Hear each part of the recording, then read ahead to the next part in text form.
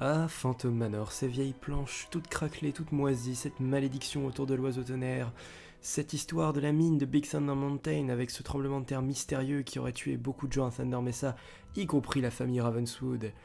Bien sûr, aujourd'hui nous allons parler d'une attraction mythique, d'une attraction légendaire de Disneyland Paris. Vous l'aurez compris, on va parler de Phantom Manor. Comme vous le savez peut-être, c'est une des dernières attractions sur le plan des réenchantements des 25 ans, à subir donc sa grosse mise à jour.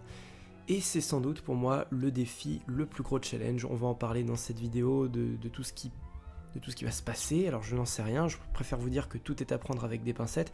Je vais vous parler par exemple de certaines idées que j'ai, de certaines attentes que j'ai concernant certaines scènes, de choses qui pourraient potentiellement arriver avec plus de probabilité, on va dire.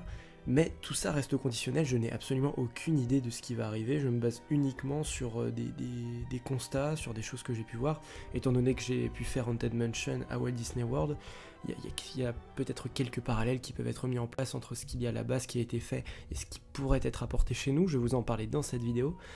Mais sinon c'est à peu près tout, on va aussi aborder en profondeur sinon le sujet Phantom Manor, cette réhabilitation et tout ce qui se passe un petit peu en ce moment finalement. Phantom Manor n'est pas mon attraction préférée. Pas du tout. Non, pour moi, c'est Pirates des Caraïbes. Mon gars, je suis toujours avec toi. Et ça restera la number one. Mais Phantom Manor, c'est vraiment l'attraction number one de Disneyland Paris parce que c'est celle qui a la légende la plus ficelée, la plus incroyable. Et pourtant, c'est aussi la plus mystérieuse de toutes les attractions car on ne connaît pas réellement l'histoire qu'il y a autour de cette attraction. On a que des suppositions. Là aussi, on a des parallèles, on a certains indices. Mais l'air de rien, les Imagineers de l'époque, en 92, ont vraiment insisté sur le fait que cette attraction reste un véritable mystère et qu'elle est sujette à diverses interprétations et débats autour de son histoire, sur les événements passés et sur tout ce qui s'y passe, tant dans l'attraction que tout autour. Et c'est ça vraiment qui me fascine autour de Phantom Manor, l'air de rien, c'est que on se sert du concept de Haunted Mansion pour créer quelque chose de beaucoup plus fort. Mais pour moi, c'est là que vous comprendrez un petit peu dans le développement de cette vidéo, ça crée aussi une des plus grandes faiblesses de l'attraction, et on va y revenir point par point. Pour ce qui est de l'extérieur, vous saurez peut-être qu'en fait c'était un des premiers concept art, une des premières idées de Haunted Mansion à l'époque où c'était en train de se faire dans les années 60 en Californie, et que Walt n'avait pas retenu l'idée de cette architecture et de ce côté hanté parce qu'il trouvait que ça faisait pas assez beau dans un parc Disneyland et que tout doit être beau, ou du moins à l'extérieur. Mais oui, les Imagineers ont repris l'idée d'une maison vraiment flippante, et donc du coup on a perdu cette idée-là en Californie pour la ramener quelques 40 ans plus tard chez nous à Paris. Donc là-dessus c'est très très beau Phantom Manor, il n'y a pas à dire, rien que l'extérieur raconte une histoire, on voit qu'il s'est passé des choses contrairement à Haunted Mansion où c'est un bâtiment qui se fond un peu dans la masse, qui a beaucoup moins de vécu, beaucoup moins de légendes autour de lui, ça se voit directement, ce n'est ni plus ni moins qu'une belle maison de maître avec un jardin, et puis voilà, les choses vraiment intéressantes commencent une fois à l'intérieur. Mais avec Phantom Manor, on a vraiment cette intégration dans l'environnement qui est magnifique. Et rien que pour ça, là les travaux sont en cours sur la façade, il y a plein d'échafaudages. Il faut dire quand même que même si la façade se veut vieille, délabrée, pour montrer que vraiment les lieux sont abandonnés depuis longtemps et sont un petit peu corrompus même par la malédiction, il est clair quand même qu'il y a un certain travail à faire sur la façade parce qu'elle a quand même bien pris cher, et pas seulement à cause du travail des Imagineers, elle a vraiment pris cher à cause du temps, à cause des dégâts que le temps, que la météo a fait sur cette façade. Donc c'est pas plus mal dans un sens de pouvoir aussi rafraîchir un petit peu la façade, lui rendre son côté vieux tout en gardant l'aspect crédible et l'aspect quand même aussi intact du bâtiment, l'air de rien, et pas qu'il soit juste complètement bouffé par les mythes à certains endroits. Il y a aussi certains effets qu'on peut réparer à l'extérieur, qu'on peut ajouter dans le cimetière de Boot Hill par exemple, ça pourrait être des choses sympas. On va pas parler de fil interactif parce que je pense que c'est pas du tout prévu. Beaucoup en parlaient, il y avait quelques années on en parlait, mais clairement c'est pas du tout ce qu'il faut à Phantom Manor, c'est pas du tout comme à Haunted Mansion en Floride où là ça ajoute un côté sympa. La file d'attente de Phantom Manor est très très belle comme ça, les jardins, les arbres totalement défoncés. Pour moi il n'y a pas grand chose à faire sur l'extérieur si ce n'est un petit coup de pinceau, un petit coup de neuf, un peu de vernis. Allez, une tombe ou deux supplémentaires à Boot Hill, c'est là vraiment qu'il y a le côté marrant, c'est plus à la fin de l'attraction finalement qu'on a ce côté interactif avec les tombes. Ça pourrait être pas mal, à la rigueur s'ils veulent mettre des tombes interactives à Boot Hill, pourquoi pas une tombe qui remue, peut-être pas une tombe qui fait des bulles, non mais on pourrait avoir des idées, on a bien une tombe qui fait un bruit de battement de cœur, donc pourquoi pas aussi rajouter des petites choses dans Boot Hill, moi je suis pas contre, mais l'air de rien, l'extérieur s'en sort très très bien. L'intérieur en général de Phantom Manor, c'est pareil, il y a un style qui est vraiment très propre là aussi, pour ce qui est par exemple des musiques, pour ce qui est des décorations, des tableaux, c'est beaucoup plus détaillé par exemple que les allées, les couloirs de Haunted Mansion, donc là-dessus il n'y a pas non plus grand chose à revoir ou à dire. Mais par exemple les portraits de la galerie ont déjà été passés au numérique, donc la décoration, tout ce qui fait le charme de Phantom Manor à l'intérieur, on va dire que la conception de chaque scène en elle-même, enfin voilà, c'est pas, de toute façon c'est pas possible, faut pas s'attendre à ça bien sûr, mais Phantom Manor par exemple n'a pas besoin d'une nouvelle scène en soi, on n'a pas besoin de rallonger le parcours ou de le diminuer ou de changer des tapisseries ou quoi que ce soit, c'est clair que là c'est parfait, et là-dessus à ce niveau-là il n'y a rien à attendre je pense, et ce serait parfait que les lieux ne changent pas trop en conséquence. Retenons la leçon du passé, je vous en prie, retenons la leçon du passé par rapport à un environnement, par rapport à une architecture, par rapport à quelque chose de beau qui n'a pas besoin d'être massacré. Donc voilà, là-dessus je reste très optimiste, l'intérieur est très beau comme il est, mais on va passer maintenant à tout ce qui est du détail bien sûr, parce que là, pour le coup, on va peut-être un petit peu plus se fâcher. C'est ce qu'il y a de pire dans Phantom Manor, c'est le plus gros du travail à faire, sincèrement. Tous les effets spéciaux, sans exception, vont très très mal. En fait, Phantom Manor a subi pendant de nombreuses années du rafistolage en intégrant du matériel qui n'était absolument pas adapté à l'effet recherché, par exemple à des projections avec du matos qui n'allait pas du tout, mais c'était un matos qui peut-être tiendrait un peu plus la route, consommait moins d'énergie que les matériaux d'époque de 92, mais qui eux étaient véritablement pensés pour que le show soit parfait, pour que l'illusion soit la plus belle. Et c'était pour ça justement qu'en 92 on avait peut-être un show, même si j'étais pas né, d'accord, mais il suffit de regarder un petit peu des vidéos ou des avis, on avait un show qui était beaucoup plus réaliste, bien plus travaillé, avec des effets spéciaux qui à l'époque en jetaient grave. Et maintenant, si tu prends n'importe quelle projection lumineuse, c'est plus du tout ça, parce qu'il suffit de faire un mouvement de tête rapide pour voir qu'il y a les trois couleurs qu'on peut apercevoir, le bleu, le rouge, le vert, et que ce sont du coup des projections pas du tout adaptées, sur les bustes comme sur Léota par exemple, et tous ces effets spéciaux là vraiment devraient être dégagés, tout ce matériel devrait vraiment être dégagé pour avoir du matériel dernier cri, mais qui soit aussi suffisamment adapté au contexte de lumière, au contexte des personnages, au contexte de l'illusion, enfin de tout le mécanisme qu'il faut mettre en place pour que ce soit véritablement parfait, et pas pour juste dire on a un effet qui fonctionne mais qui ne donne pas l'illusion, ça c'est totalement con. Il y a tout un tas d'effets comme ça qui ne fonctionnent plus, comme le couloir sans fin qui est devenu un couloir flou. Je ne sais pas s'il a véritablement été sans fin, je m'en rappelle pas, mais ce que je sais c'est qu'à Haunted Mansion il est véritablement sans fin, tu ne vois pas le bout parce que c'est infini. Et Phantom Manor, il y a quoi? Il y a 3-4 portes, et après tu vois un voile gris en fait sur le couloir, et ça marche pas non plus. C'est des trucs dont on continue de se servir, mais qui ne fonctionnent plus en tant que tels, l'effet recherché n'est plus du tout satisfaisant. Donc il y a vraiment énormément de choses. Là je vous ai parlé de quelques effets, mais on pourrait parler aussi de la partie de cartes, il y en a énormément dans Phantom Manor. Il n'y a jamais eu de mise à jour, c'est vraiment la toute première en plus de 25 ans, la première conséquente. Je vous l'ai dit, le reste tenait plus du rafistolage. On a fait pas mal, je vais vous parler de l'éclairage aussi dans un instant, ça va être le prochain point, mais ça n'a jamais été constructif, ça n'a jamais été fait dans le but recherché de mettre en place quelque chose de nouveau, de neuf, qui soit vraiment impressionnant. C'était juste pour tenir la route, et il est grand temps maintenant pour Phantom Manor de faire autre chose que de simplement tenir la route. Et donc ouais, l'éclairage, on va pas s'attarder là-dessus clairement, mais c'est aussi une des plus grandes faiblesses. On va commencer par ce qui fâche le plus, mais oui, l'éclairage, au fil du temps, notre manoir s'est assombri. Là aussi dans Haunted Mansion ce n'est pas du tout pareil. Vous verrez que je fais beaucoup de comparatifs au final, parce que l'air de rien, dans l'aspect technique et mécanique de l'attraction, Haunted Mansion est véritablement présent. Pour ce qui est du parcours, pour ce qui est des différentes scènes, tout ça c'est le contexte, l'histoire et les personnages dont on parlera un petit peu plus tard, qui forcément là seront énormément plus propres à Phantom Manor. Mais pour ce qui est de l'éclairage, il n'est pas normal qu'on ait un manoir si sombre, alors que Haunted Mansion a un manoir beaucoup plus lumineux. Pour la scène de Madame Léota, pour la scène du couloir des portes, même pour Phantom Canyon qui a perdu son ciel rayonnant, son espèce de crépuscule un peu flippant, un peu apocalyptique, tous ces effets-là ont été perdus au fil du temps, on finit par être retirés pour on ne sait quelle raison, pour apporter d'autres effets, mais qui étaient malgré tout moins impressionnants et vachement moins adaptés à l'attraction et à son contexte. Donc il faut revenir à la base, éclairage, éclairer toutes les scènes, éclairer tous les éléments parce qu'il y a aussi des objets, certains objets ou certains personnages qui sont dans le noir. Je pense par exemple au corbeau, qui est très souvent peu illuminé dans l'attraction, alors qu'on le voit beaucoup plus là aussi dans Haunted Mansion. Le corbeau fait vraiment de la figuration et est vraiment caché dans la pénombre à beaucoup d'endroits. C'est un personnage qu'on a vraiment oublié avec le temps, qui est trop caché, qui n'est plus... Enfin voilà, l'éclairage, c'est perdu, c'est totalement fourvoyé, et il y a vraiment d'autres choses à apporter. Les personnages, ce serait sympa, moi je pense, d'en rajouter certains, parce que certains endroits manquent d'un personnage ou deux. Je pense par exemple à la salle de bal. Alors tout ça, par exemple, ce que je suis en train de vous dire sur les personnages, bien sûr, c'est pas à prendre au pied de la lettre, hein, bien sûr. Si j'espère, et j'aimerais vraiment beaucoup jusque-là, que tout ce que je vous ai énoncé auparavant soit correctement fait, et j'espère vraiment, je pense aussi malgré tout que ça va être fait. Pour ce qui est des personnages, en tout cas, je vais être un petit peu plus perso là-dessus, avoir mes attentes personnelles dont on reparlera aussi à la fin de la vidéo.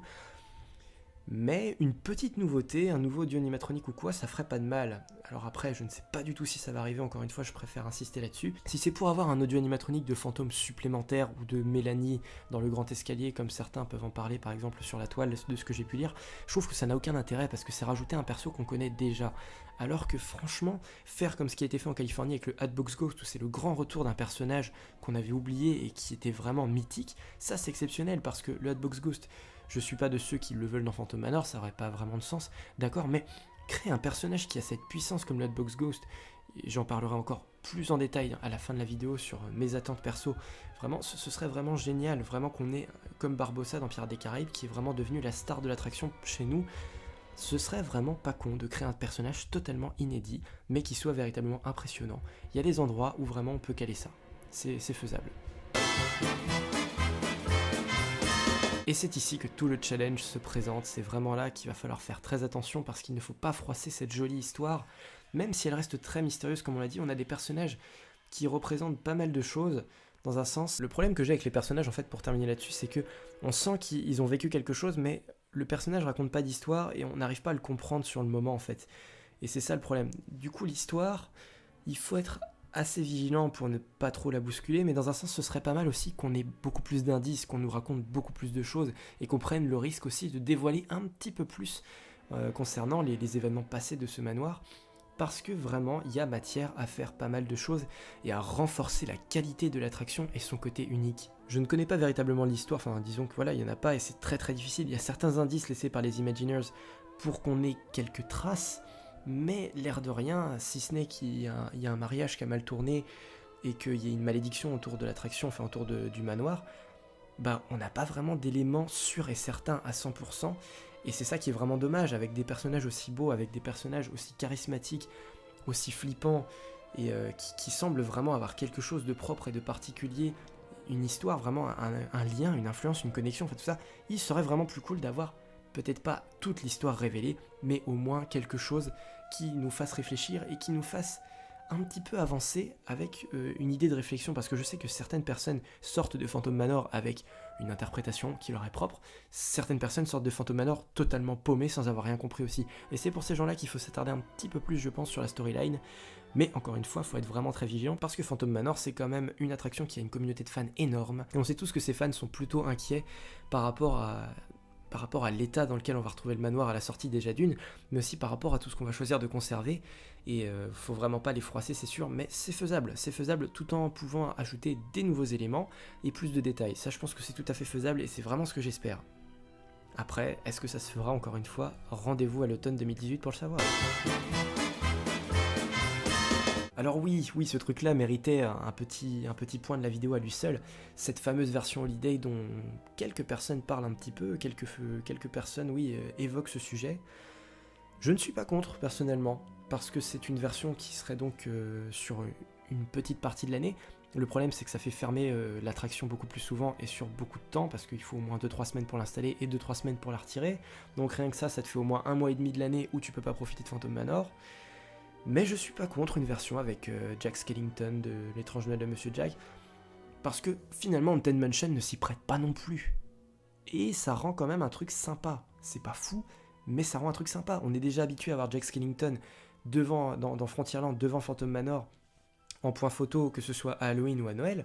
Alors, me dire que temporairement, ils viennent prendre possession des lieux pour y faire un Noël Halloween vachement stylé. Il y a même certaines scènes de Phantom Manor qui seraient beaucoup plus adaptées que certaines de Haunted Mansion. Je pense par exemple à la fin dans Phantom Canyon, ça pourrait être vraiment la ville d'Halloween telle qu'on la voit dans le film. Ça serait vachement plus réaliste encore, vachement plus fidèle au film que peuvent l'être certaines scènes de Haunted Mansion en version Holiday. Donc il y a peut-être quelque chose à faire, après soit vous aimez pas.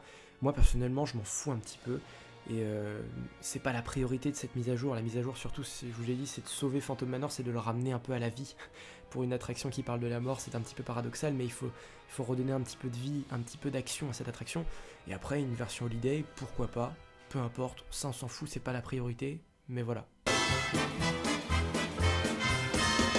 Et enfin, pour conclure, je vais vous donner mes attentes personnelles, c'est-à-dire les choses qui n'arriveront certainement jamais dans Phantom Manor. Mais ce que j'ai imaginé, voilà, moi aussi j'ai mon petit scénario dans ma tête, voilà ce que je pourrais faire de l'attraction, les idées que j'aurais pu avoir. J'aimerais par exemple qu'à la place des yeux qui clignotent sur le mur, on ait vraiment l'effet comme en Floride, des yeux qui flottent et qui clignent, mais vraiment c'est un petit effet numérique, c'est comme les yeux dans Ratatouille par exemple, qui sont beaucoup plus crédibles, beaucoup plus modernes, où on sent vraiment que ce sont des yeux qui nous regardent et pas juste des ampoules qui s'allument sur un mur. Donc ça, j'aimerais bien avoir ça, ce serait vraiment cool. On a même un petit effet de respiration vraiment qui est vraiment flippant. Quand on passe, on se sent vraiment observé, et c'est ce genre de scène un petit peu oppressante qui vraiment manque dans Phantom Manor ou ne sont plus à l'ordre du jour. Alors bien sûr, comme à Haunted Mansion, certains ont parlé d'une Leota volante, alors je ne sais pas du tout si ça va se faire. Je suis pas forcément pour, parce que je trouve que l'effet de flottement de table est très très beau. Et c'est la particularité aussi de notre Phantom Manor, le fait qu'elle fasse un petit peu léviter la table par endroits. Moi je serais pour garder le flottement de la table, je suis pas pour la Léota volante. En tout cas là aussi, comme je vous l'ai dit, il faut vraiment plus de lumière sur la scène de Léota parce qu'il y a vraiment beaucoup de détails là aussi dans cette scène qui malheureusement sont cachés, ne sont plus visibles, comme le corbeau, comme la chaise derrière elle, enfin la table en elle-même, il y a plein de trucs à voir dessus et il faut plus d'éclairage en tout cas sur cette scène. La salle de bal, comme je vous l'ai dit, moi je rajouterais un ou deux fantômes, je sais pas, peu importe, mais on voit là aussi qu'il n'y en a pas autant que dans Haunted Mansion et c'est vraiment malheureux, c'est assez triste. Et il manque par endroits 2-3 petits trucs, 2-3 petites choses. Il suffit juste de se creuser les méninges 2 secondes et de regarder un peu.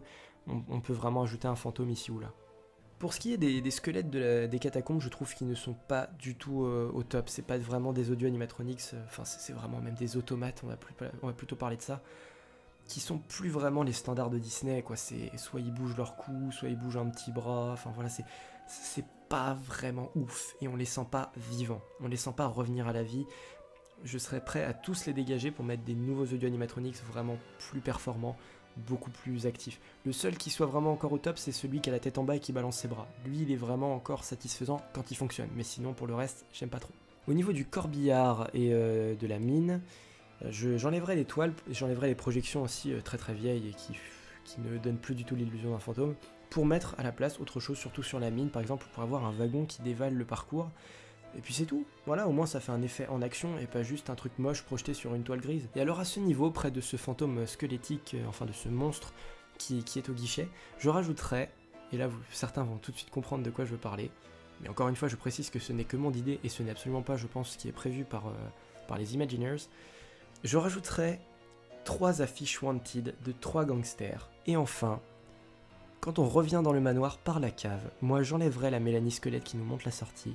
Dans le miroir, j'enlèverai Fantôme à la fin qui nous retient pour mettre les 3 Hitchhiking Ghosts version western. Attention, ça ce serait vraiment un truc, enfin voilà, ce serait le rêve total. Mais je vais vous mettre, j'ai fait un dessin, alors pardonnez mes qualités de dessinateur, hein, voilà, mais j'ai fait un concept art à ma manière de ce que pourrait être la scène. Et voilà à quoi ressembleraient donc ces 3 nouveaux Hitchhiking Ghosts, qui cette fois-ci ne feraient pas du stop, mais seraient tout simplement en train de se cacher du shérif que l'on voit plus tôt dans l'attraction.